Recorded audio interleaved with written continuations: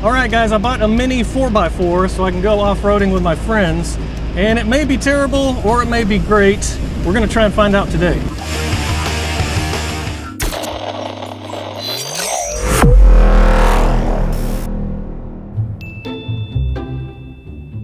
So just about all my friends that you guys have seen on the channel have Jeeps. There's something like 5 Jeeps just within my little group of friends. And lately they've been doing a lot of off-roading, sending me videos, and I feel left out. So I've decided to buy a cheap 4x4. The problem is I can't afford a Jeep, and we've got too many projects around the shop for me to buy something that doesn't run. So those are my 2 conditions. It's got to at least run and drive, and it's got to be cheap. So I'm looking about $3,000 for the budget, which doesn't get you a whole lot, especially when you're looking for a 4x4. Now, Jeep owners, they're a strange group of characters. They've got this thing with ducks, where they'll take rubber ducks and stick them on each other's Jeeps. Not really sure what that's all about. There's also the Jeep wave, where you're required to wave at another Jeep, no matter what you're doing. There'll be a Netflix documentary one day about the Jeep cult. You just wait.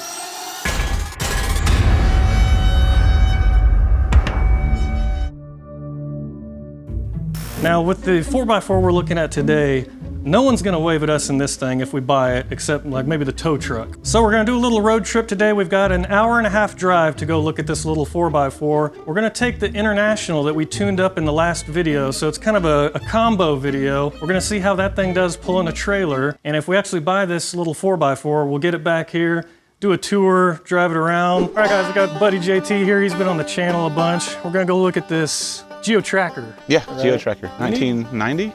1990. If it's not good though, we don't need to be pressured to buy it. No. We probably need a code word. Just say, when do the Cowboys play today? There you go. Okay. All right, so if you say that, I'll know you don't like it, we'll bail. Okay. All right, guys, we got the trailer hooked up. This is gonna be the first time testing the International with a trailer and that tune we did. So we're gonna watch these EGTs and make sure we don't burn a hole in the motor. So, because it's just me and you today, so if we break down, we don't have to tow back. All right, let's get going.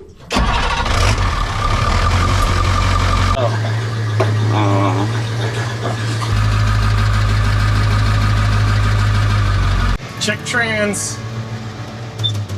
Why is the check trans light? Brake pressure light. Oh, that's no good. No. All right, yeah, we haven't made it out of the driveway, and I've got a brake pressure light and a check trans light. Here, let's try this. The IT solution? Yeah, this is the Windows IT solution.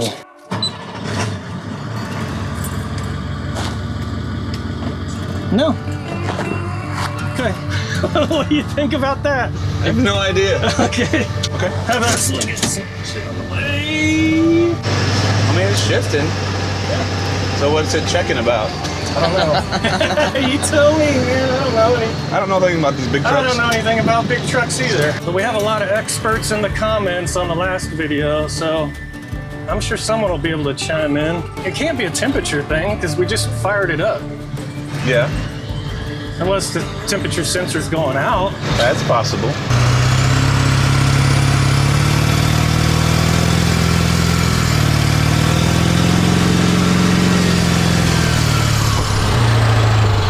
Feels good with the trailer still. Well, I wouldn't imagine so, because that thing don't weigh much compared to the truck. The check brakes go away? Yeah, they both went away.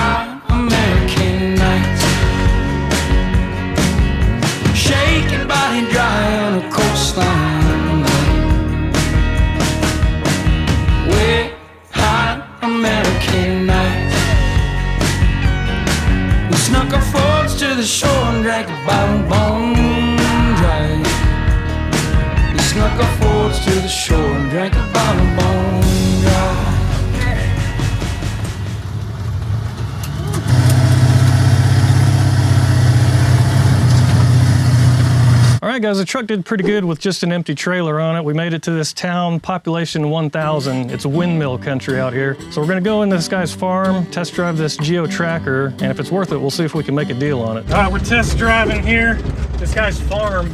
This farm is awesome. Okay, here's what we know so far. Pulls to the right. Let's test the brakes. It's got maybe one wheel of brakes. He told us the brakes don't really work. Power steering works. What do you think? I mean, everything works other than little stuff. I think it'd be all right deal. Feels like it's dragging something. It's probably the brakes. Oh yeah, the front right. All right, so it needs a brake job. Second gen Firebird. Look at all these trucks. C10. Oh, look at this. This thing's red. This C30. Oh yeah. We locked up now? Brake doesn't want to unlock. I can smell the brakes. Yeah, I can smell them too. Try four-wheel drive. Make sure four-wheel low works. Okay. That won't drag the motor down as bad. Okay, so that is neutral. Four low. Definitely much lower geared. So yeah. Okay. So none of this. Well, we don't need any of this. I was gonna say you're not concerned with. Oh God! Don't do that. Oh, that stuff's blowing everywhere. Does your window roll down? No. Oh, it doesn't? I think this thing's stripped out. It does not want to roll down. Oh no, it just doesn't roll down. It just doesn't roll down? Yeah. Oh, we gotta fix that. It's too hot for that. Oh yeah. It's not overheating. That's a good sign. Yeah. All right, boys, we did it. We talked him down from 3,500 to 3,100. So I don't know. We'll see if it's worth it or not. We're going to tow it back. It should be a pretty good test for the truck. And when we get back to the house, we'll give you guys a little tour, drive it around the yard. What do you think of this tracker now that we made it out of here? I mean, it's a little beat up. a little beat up, but I mean, you got the price for a little beat up.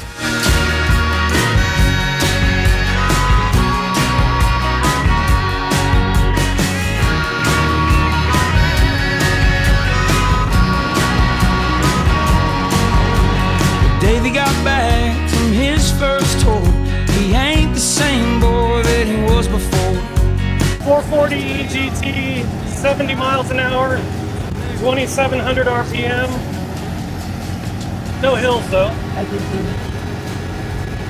So what we'll see is when we get on one of these hills here in a minute, what it does. Pretty good little hill. I'll see what EGT 560, 530 going down. That's fine. That's to hold 70 going up this hill. A little baby hill, but still, that's pretty good. Yeah, we're seeing lower EGTs on the highway than we were cruising the back roads with the hill. Yeah, true. All right, we made it back. I'm impressed with the truck, and I got to thank everyone from the last video, all the comments with good ideas. So we'll start looking into the transmission, you know, rear gears, bigger tires, all the things you guys were talking about. So still, though, with the way it is now, I'm pretty happy we made it back. It did pretty good going on the highway with that tune, don't you think? Yeah. It actually did really decent. Did better on the highways than it did the back roads. It's not like we're carrying 30,000 pounds here. No. this thing's what, 2,200, I bet? It's tiny. You look like you're driving a little go-kart. Feels like a go-kart. So, all right, let's unload this POS and we'll give you guys a little walk around here. We're gonna forego the ramps. So if it can't, off-roader should do this. it's an off-roader. If it can't back off the trailer with Then it ain't high enough. 1 foot, then it ain't high enough. That's right. You look goofy in that, man. Oh, hold on. Let's see. High-centered, isn't it? Yeah, you're high-centered. That's all right. Give her a little gas. You'll be fine. Yeah, There we go. no problems. That wasn't very fast. It hit your toe ring up there.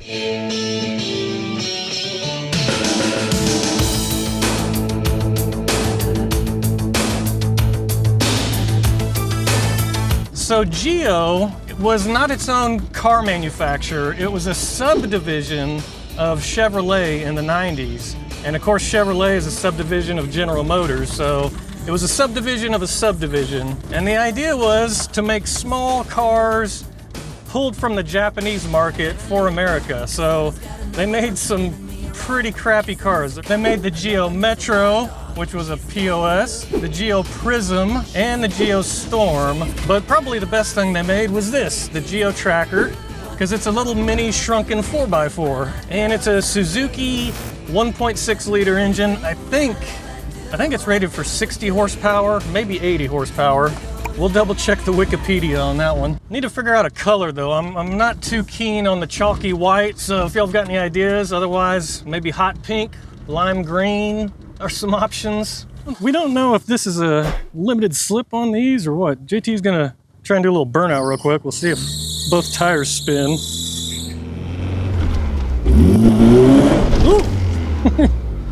Yeah. Both tires went. Maybe it was some kind of a limited slip. I don't know. Yeah, they both went. One more than the other, though. One more than the other. So it still could be open diff. Could be. All right, guys. All right, let's do a little tour here. We'll start on the passenger side. You got the nice tracker emblem here, so we might have to redo that. What do you call this? Is it a convertible? I guess.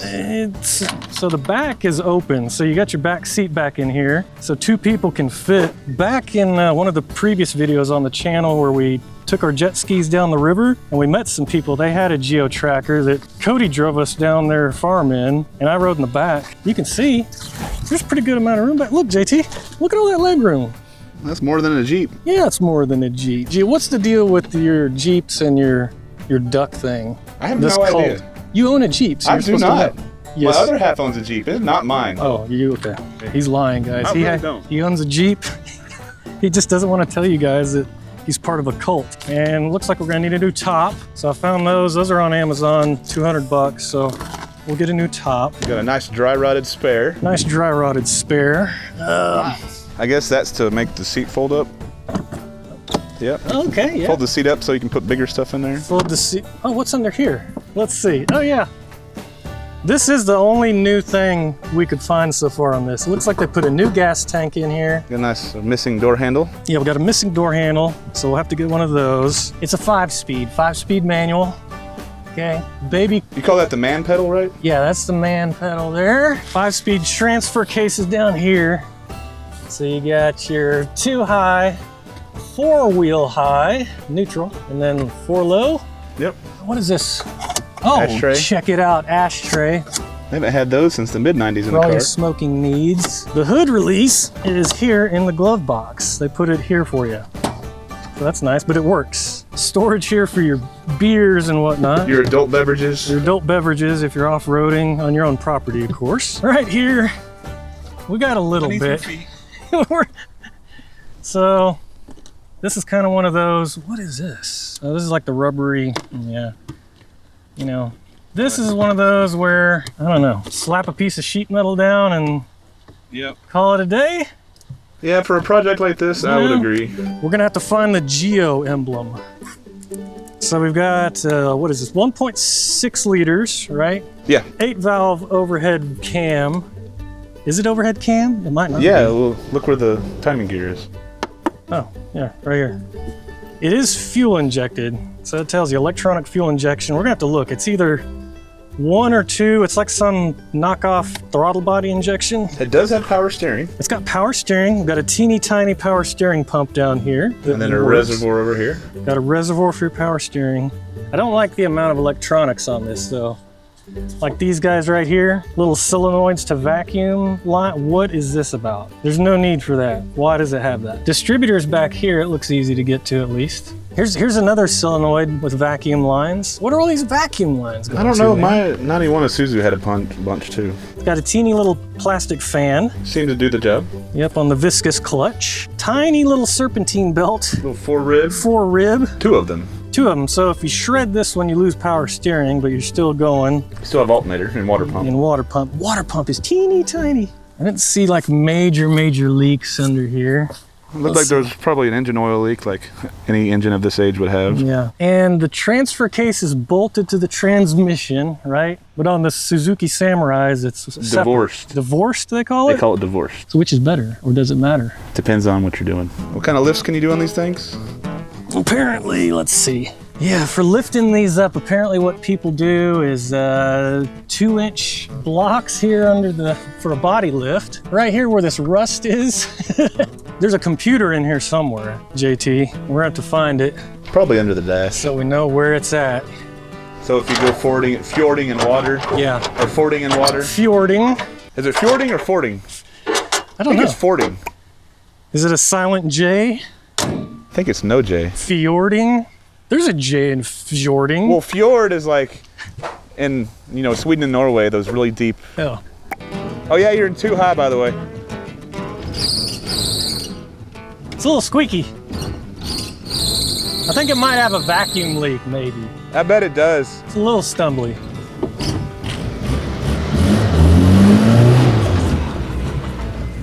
Do you think it'll do a donut? 50-50 shot. Never was a quitter, tasting like a raindrop. She's got the look. And she goes, na na na na na na na na na na na na na. She's got the look. She's got the look. She's got the look. She's got the look. What in the world can make a brown girl turn blue? They weren't good enough.